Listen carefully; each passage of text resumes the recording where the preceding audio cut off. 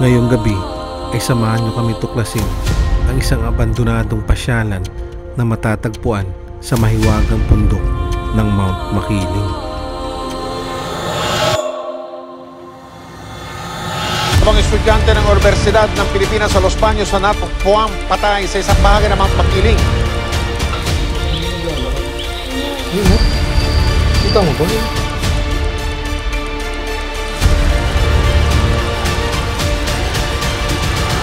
Pinaka-sync nila. Oh shit!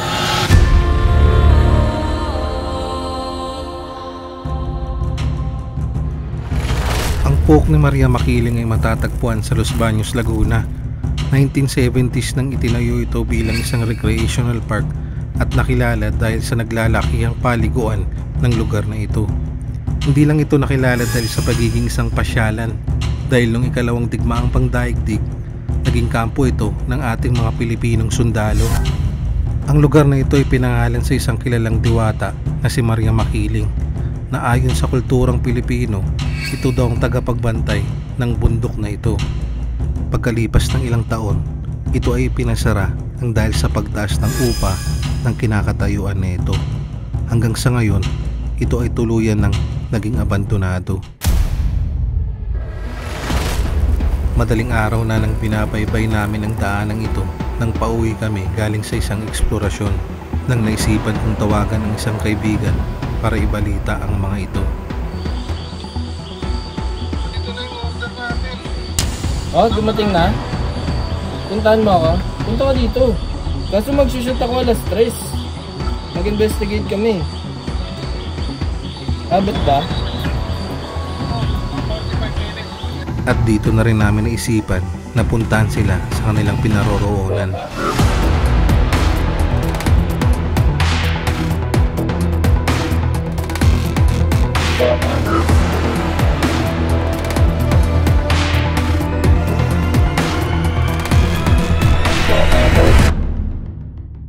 Pagdating namin ay dito na rin kami nila inaya na libutin ang lugar na ito. Ikutin mo muna to, mag-investigate kami. At pagbaba ko ay dito ko na rin inabot kina Clint at Dayan ang kanilang kagamitan sa pag-iimbestiga.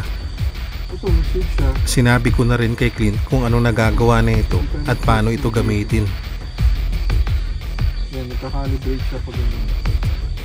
Dito niya rin binanggit sa amin ang kanyang panayam sa tagapagmahala ng lugar na ito. Pero paggabi ko yan, may mga nagpaparamdam.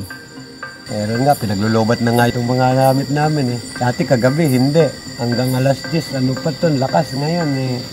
90 pa ito kaninang pagkarga eh. Meron nga dito. Pero totoo talaga yung dati, yung nililigaw daw ni Maria Makiling yung mga... Yung mga medyo siguro pasaway. Oo. Yan ang mga ano doon. Correct. Nililigaw.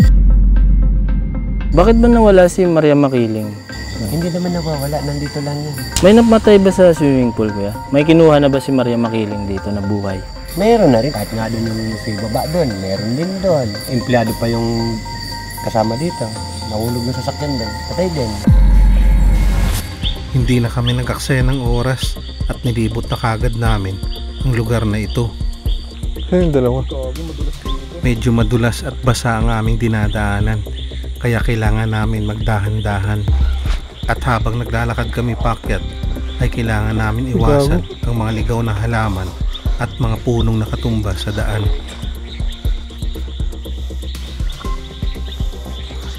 Medyo malalaki ang puno na ito, kaya pahirapan din ang bawat hakbang namin. So papunta na tayo ngayon dun sa pinaka-entrance ng poke ni Makiling. Medyo mahirap lang yung mga daan dito kasi may mga natumbang kahoy na nakaharang sa daan. Tapos medyo patirik yung nilalakaran natin ngayon. Pagkalipas ng ilang minutong paglalakad ay ito naman ang sumalubong sa amin. Ito ang dating information area nila. Dito mo rin matatagpuan ang kanilang kantin, pati na rin ang souvenir shop nila. Ganito nang itsura na ito ngayon. Ang dating masayang puntahan at pasyalan ay unti-unti nang sinisira ng kalikasan. Halos lahat ng mga building o structures dito abandon na. Hindi natin alam kung ilan lang yung maiikot natin dito. So titignan natin kung ano pwede yung mga pasukin dito. Nagpatuloy lang kami sa aming paglalakad. At sa dulo ng daan na aming tinatahak ay bigla ang sumalubong sa amin ang hindi namin inaasahan. May problema tayo guys. Hindi ko sure kung saan tayo pupunta dito. Kasi may dalawang daanan. Siya sa kaliwa, siya dito sa kanan. Dito ay nagdesisyon kami na magwatak-watak muna para malibot ang iba pang parte sa lugar na ito. At ang plano ay magkita na lang sa dulong parte ng lugar na ito. Bitabi po. Medyo masukal ang dinaanan ko dito at maya-maya lang ay nakita ko naman ang isang cottage nila at halos giba-giba na rin ang ibang parte nito. Mukha siyang plastic pero semento siya. Tapos ito, parang ito yung pinaka-closet ng lugar. Sakto lang yung kwarto na to. Siguro dati mayroong kama dito. Maliit. Parang single bed siya. Dito sa labas ay makikita naman ang isang sink na halos giniba na. Sira-siraan na rin yung sink nila dito. Siguro may mga nagnakaw din ng mga gamit dito guys. Sa tabi nito ay makikita naman ang lumang banyo dito. So dito gibahan na rin yung laman nito. Ang toilet bowl nila hinayaan na lang dito. Lumabas muli ako para puntahan ang iba pang abandonadong gusali dito sa kagubatan. Grabe creepy nito. Ito ata yung pinaka-creepy na napuntahan ko dito. At ito naman ang aking nadatnan. Ito ang dating reception area nila dito sa kagubatan. Iba na rin ang ibang parte nito, pati na rin ang hagdan. Hindi ko sure kung ano to. Pero para siyang reception. Siguro bago mag-check-in yung mga guests, dito muna sila pupunta. Medyo malaki tong reception area nila dito guys. Yung mga hagdan, medyo sira na rin. Siguro yung mga pumupunta dito, mga nagsisiga. May nakita akong parang pinagsigaan nila dito. Sa dulong banda ay makikita naman ang kanilang lumang kusina. Ayan. Grabe nakakatakot tong ano na to. Area na to. Medyo mabigat ang pakiramdam sa silid na ito. Ito para siyang kusina dito. Tapos ang bigat ng pakiramdam dito. Parang may mga nakamasid sa bawat gilid. Pagpasok ko dito, iba kagad yung naramdaman ko dito guys. Tapos yung mga kisame dito, gibahan na rin. No? Habang naglilibot at nagbi-video, Dito pa ay yung may mga bagay naman na hindi ko inaasahan. pinaka-sink nila. Oh shit!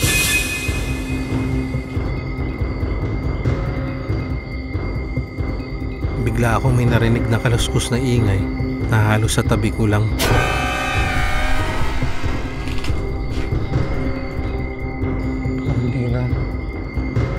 Hindi na kaluluwa yung kalaban natin dito guys. Sata dito. Nagmadali ako lumabas sa lugar na ito at puntahan na lang ang iba pang abandonado. At sa hindi kalayuan ay nakita ko naman ang isang hagdan. So ito guys, may nakita ako isang parang hagdan nila dito. Check natin. Ito pala ang isa pang hagdan patungo sa pangalawang palapag na aking pinuntahan. Ang lawak ng floor dito. Kaso sira-sira na yung sahig. Tapos puro ugat na rin ng puno dito guys. Medyo delikado na akyatin to. Baka bumagsak tayo dun sa baba. Yung bubong dito, sinira na ng mga sanga ng puno. Nagpatuloy na muli ako sa aking paglalakad at maya-maya lang ay natagpuan ko naman ang gusaling ito. So ito guys, hindi ko alam kung anong building to. Ito yung pinakamalaking nakita ko sa mga nilakaran ko na abandoned. Check natin kung ano meron dito.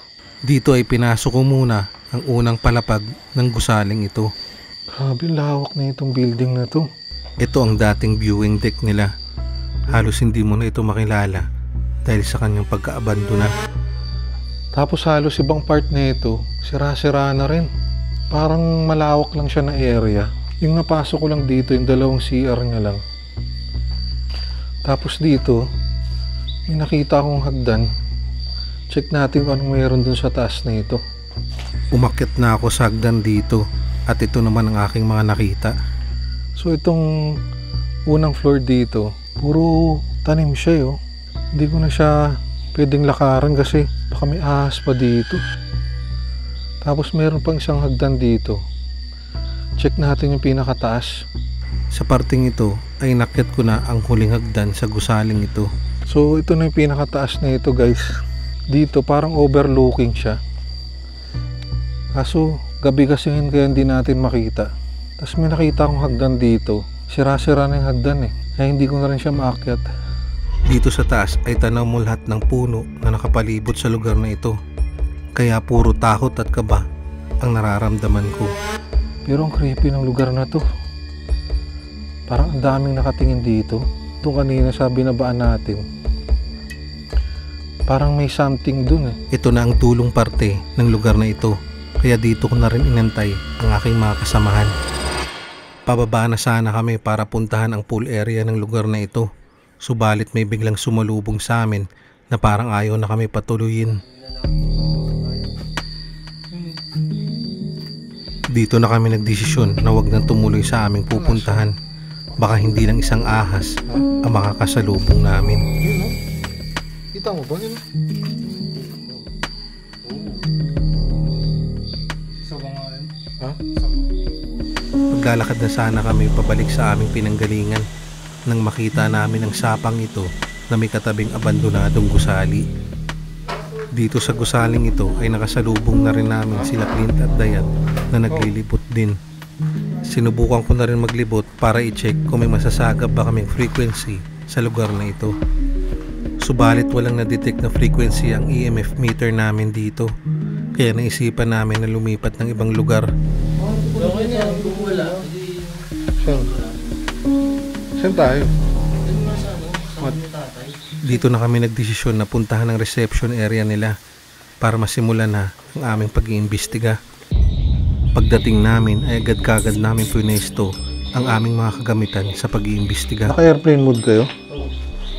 Kakaumpisa pa lang namin pero biglang may na-detect agad ang isa sa mga devices namin. Ang gago? Parang hindi siya nagpaparamdam dun sa may EMF. Ha? Sa mga equipment siya. Habang nilalapag din namin ang aming mga equipment ay sinusubukan din namin ito kung gumagana ba ito ng maayos.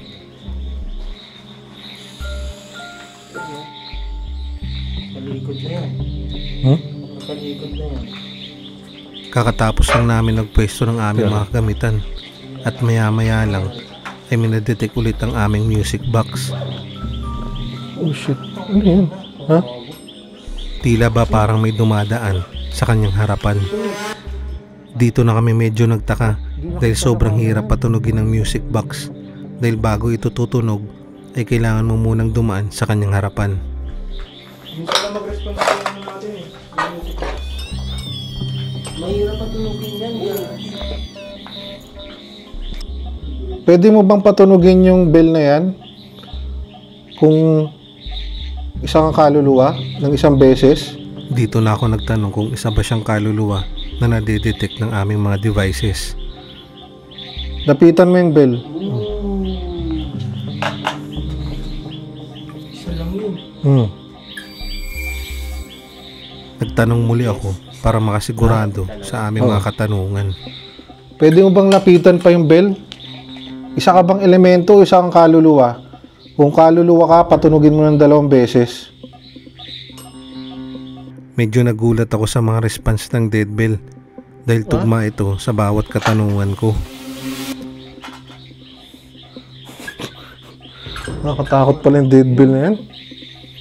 Habang may nadedetect ang aming mga devices ay bigla naman kami minarinig na ingay sa aming likuran. Palapit na ata siya dito. Ha? Ano naglalakad? Parang may naglalakad sa aming likuran na papalapit sa amin. Narinig nyo? Pinaliwala na lang namin ito at nagpatuloy na lang kami sa aming pagtatanong.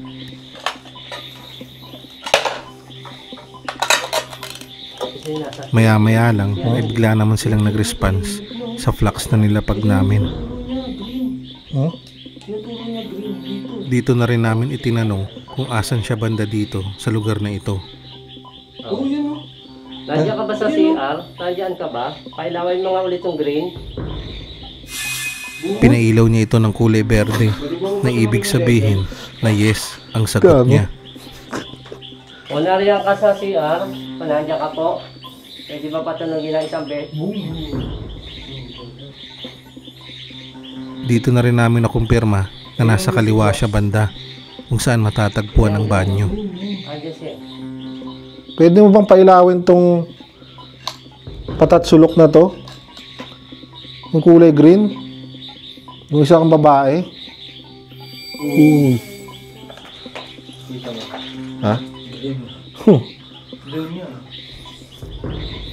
Dalawa lang naman kulay yata yan. Oo. Green saka pula. Dito ay sinubukan na rin namin magbukas ng aming spirit box para makipag-communicate sa kanila. Pwede ka ba namin makausap sa pamamagitan ng itong aparatong to? Kung isa kang babae?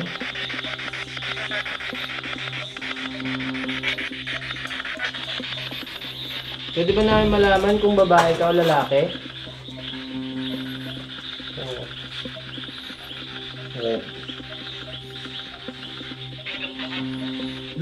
Ano? Ano? Babae? Yun o. Babae? Pwede ba namin malaman kung marami kayo dito, ikaw lang mag-isa? Habang nag-aantay kami ng sagot mula sa spirit box, ay unti-unti naman silang nagre-response sa nilapag naming dead bell. Marami.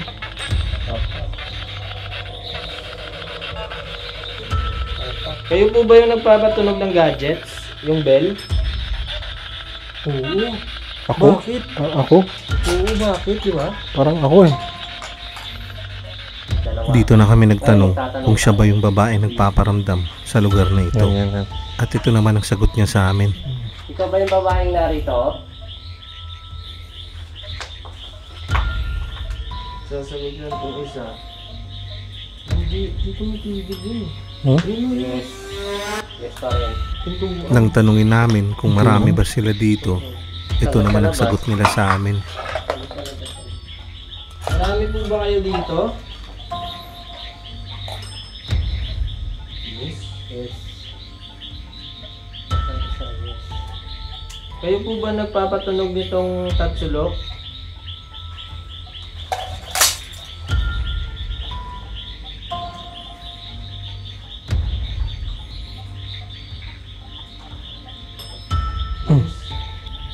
Dito na ako nagtanong para makasigurado kung isa ba siyang elemento o isa siyang kaluluwa. Ito naman ang sagot niya. Elemento ka ba dito? Isang kaluluwa? Elemento, isa. Kaluluwa, dalawa.